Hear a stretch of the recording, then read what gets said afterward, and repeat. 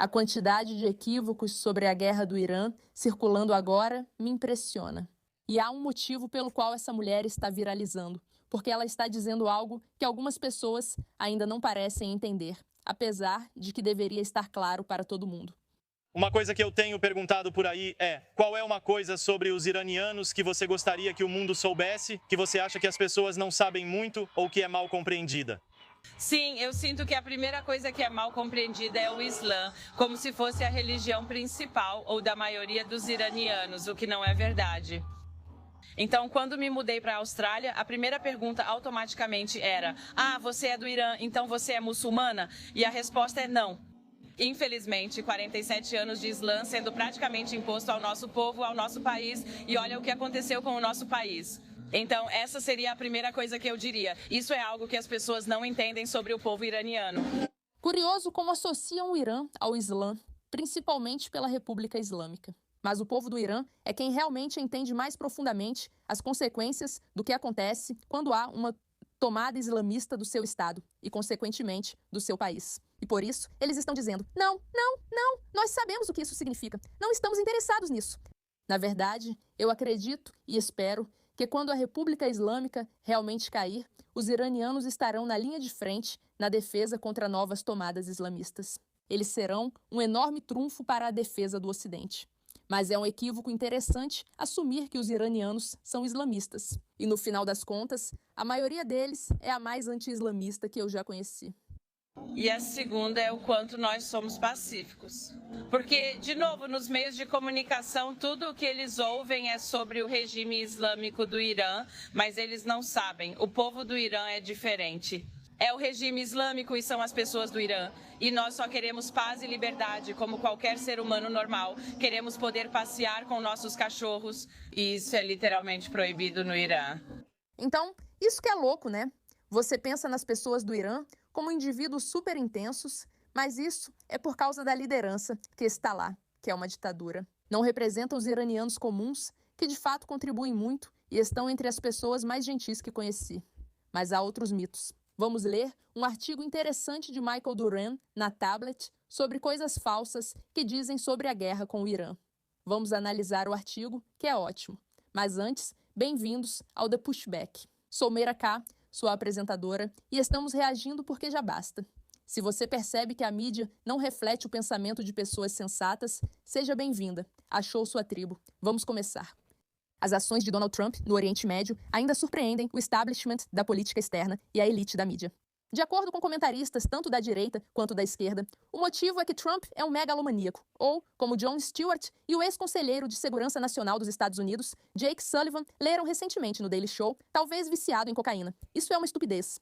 Apesar de Trump desafiar o consenso de Washington sobre o Irã e seus aliados no último ano e meio, as consequências temidas por comentaristas não ocorreram.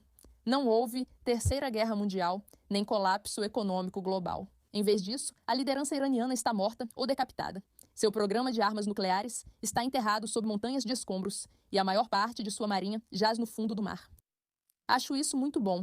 Apesar da perda de 13 militares americanos ser grave, está longe dos milhares de mortos e feridos que eram previstos em grandes ações dos Estados Unidos.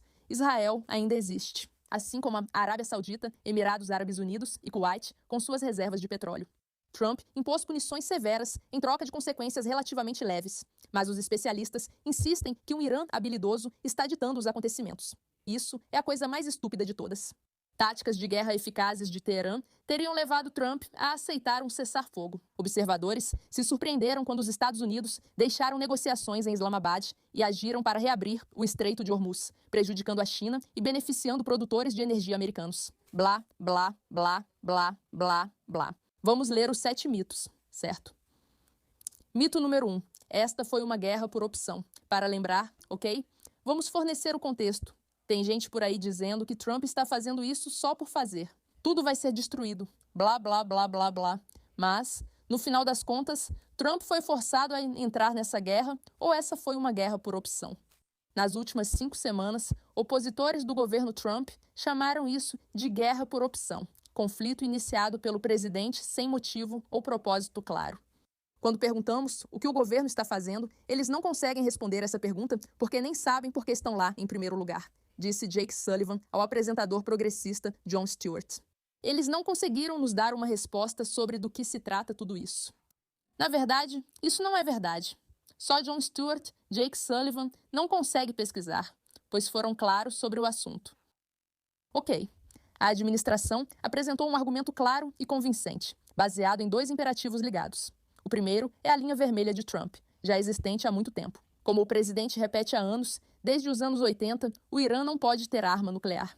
Isso é simples. O segundo ponto é o motivo que tornou essa linha vermelha urgente: capacidade de sobrepujar as defesas. Drones e mísseis balísticos do Irã podem sobrecarregar as defesas antiaéreas e antimísseis de Israel, Estados Unidos e aliados do Golfo. Ou seja, não se trata apenas das capacidades nucleares deles, mas da capacidade dos Estados Unidos de responder a essas capacidades nucleares. E à medida que eles vêm desenvolvendo suas capacidades de mísseis balísticos, algo nesse sentido precisa mudar. A Guarda Revolucionária Iraniana afirma que, na Guerra de 12 dias de junho de 2025, o Irã teve grandes perdas em seu arsenal balístico, reduzido para cerca de 1.500 mísseis, além da perda de locais de produção. O presidente Trump esperava que essas perdas moderassem o comportamento iraniano e levassem Teherã à mesa de negociações. Essa esperança se mostrou infundada. A Guarda Revolucionária Iraniana agiu imediatamente para reconstruir, retomando o trabalho nas instalações de produção e nos estoques. Blá, blá, blá, blá, blá, blá, blá. No começo da guerra, o secretário de Estado Marco Rubio apontou a capacidade de sobrepujar as defesas como motivo da ação dos Estados Unidos. Os Estados Unidos conduzem a operação para eliminar a ameaça dos mísseis balísticos de curto alcance do Irã e a ameaça representada pela Marinha do Irã, especialmente aos ativos navais. Como vemos, o Irã tinha a capacidade de causar grandes problemas no Estreito de Hormuz e quantificou essa ameaça em coletiva de imprensa em 2 de março. Eles estão produzindo, segundo algumas estimativas, mais de 100 desses mísseis por mês. Compare isso com 6 ou 7 interceptores que podem ser construídos por mês. Isso é um problema, certo? Então, a matemática fala por si só. Há 2 ameaças distintas que as pessoas precisam entender. A primeira é convencional.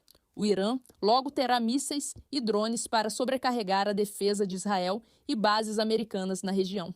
A segunda é nuclear. O vasto arsenal convencional funcionaria como escudo, permitindo ao Irã buscar uma arma nuclear sem temer retaliação, violando a linha vermelha do presidente. Rubio afirmou que, sem contenção, o Irã teria tantos mísseis e drones que causariam tantos danos que ninguém conseguiria fazer nada contra seu programa nuclear. Se o Irã cruzasse esse limite, chamado por Rubio de ponto de imunidade, a chance de agir se fecharia de vez. Foi isso que aconteceu na Coreia do Norte. Eles conseguiram se defender de forma tão abrangente que nada foi feito, e então puderam desenvolver suas capacidades nucleares, certo? Então esse é o mito número 1, que essa foi uma guerra por opção, que fizemos isso sem motivo algum. Não é o caso. Havia um motivo muito significativo. Mito 2. O plano de ação conjunto havia moderado o Irã e estabilizado o Oriente Médio antes de Trump encerrá-lo. O regime islâmico do Irã não era nem é moderado. Não é isso que ocorre. Eles continuam extremistas, talvez até mais. A ideia de que mudaram é uma mentira liberal promovida pelos governos Obama e Biden. Eles não foram dissuadidos. O que eram Hamas, Hezbollah e Houthis? E esses ataques constantes? A escalada e os mísseis balísticos disparados pelo Golfo continuam sem dissuasão. Isso não é verdade. Se quiser saber os motivos, leia o artigo da Tablet. Mito 3. Biden teria distraído a América das guerras no Oriente Médio. Sullivan disse a Stewart que, ao deixarem o governo, a América não estava em guerra pela primeira vez em 25 anos. Nessa versão, Biden encerrou corajosamente as guerras no Oriente Médio e as guerras sem fim. Trump, segundo Sullivan, fez campanha em 2024 como candidato da paz, mas mudou de postura e envolveu a América em novos conflitos. Essa afirmação ridícula se fundamenta na mesma inversão da realidade que sustentou a defesa do JCPOA, a ideia de que a contenção militar e o engajamento diplomático do Irã funcionaram. Ao evitar confronto direto com Teherã e reduzir o envolvimento militar dos Estados Unidos, o governo Biden trouxe estabilidade regional e deixou calma inédita para seus sucessores. A realidade, porém, é outra. O capítulo mais violento começa em 7 de outubro, quando o líder supremo, Ali Khamenei, envolveu Israel e os Estados Unidos em uma das guerras mais importantes da era moderna. Entendeu? O que estamos vendo agora e o que vimos nos últimos 3 anos é muito, muito, muito, muito diferente de um Oriente Médio pacífico. O Oriente Médio parecia mais calmo porque fortalecia sua capacidade de dominar o mundo pela islamização, mas isso não significava que eram pacíficos.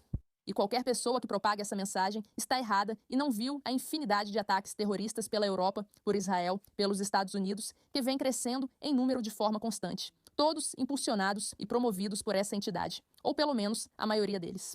É uma falácia pensar, neste momento, que os atores do Oriente Médio estavam contidos e que havia paz. Não havia paz. Não havia paz e nunca iria haver paz. Esses parceiros não são parceiros. Esses participantes no Oriente Médio não buscam paz em nenhuma situação, pois isso não faz parte de sua doutrina. Querem algo diferente. E foi isso que Trump entendeu, o que Biden não entendeu, tá? Teherã estava pronta para ceder. Teherã nunca está interessada em ceder. Eles só usam negociações para ganhar tempo. Assim, podem continuar criando mais formas de atacar. Eles acreditam que Deus está do lado deles, certo? Número 5. Israel arrastou os Estados Unidos para essa guerra. Não é o caso, tá? É uma posição progressista anti-imperialista. Eu queria que Israel pudesse arrastar os Estados Unidos para as guerras. O que aconteceu aqui foi um entendimento entre os Estados Unidos e Israel. Número 1. Trump entende que o tempo dele no governo é curto. E que se ele não fizer isso, quem sabe quem será o próximo a assumir o poder. Mas Israel está sempre precisando ouvir o que os Estados Unidos querem. Não é o contrário. É uma loucura que as pessoas ainda pensem assim. Mito 6. Confrontar o Irã distrai da China. Isso não é verdade. Na real, intimida a China, pois ela observa o que os Estados Unidos podem fazer com o Irã. E Trump e Netanyahu são megalomaníacos belicistas. Também está incorreto, factualmente. Por quê? Porque essas pessoas, no fim, enfrentam uma entidade terrorista insana e megalomaníaca que luta contra elas de todos os lados. E o que eles estão dizendo é que já chega. Confira o link para este artigo se quiser ler mais a fundo. Mas esses são alguns dos equívocos mais simples que as pessoas têm, que podem ser facilmente desmontados com fatos muito básicos. Quero dizer, isso costuma ser verdade em relação a esses comentários e perspectivas liberais. Eles realmente não se baseiam em evidências. A maioria deles não tem base, seja sobre homens e mulheres, o Irã e a guerra. Claro, todos nós queremos paz, mas você só pode ter paz se as outras pessoas também quiserem paz. É assim que funciona. E se elas não quiserem, então você precisa ter força para dissuadir até que haja paz. Simples, fácil, nada complicado. Obrigada pela sua atenção a esse assunto.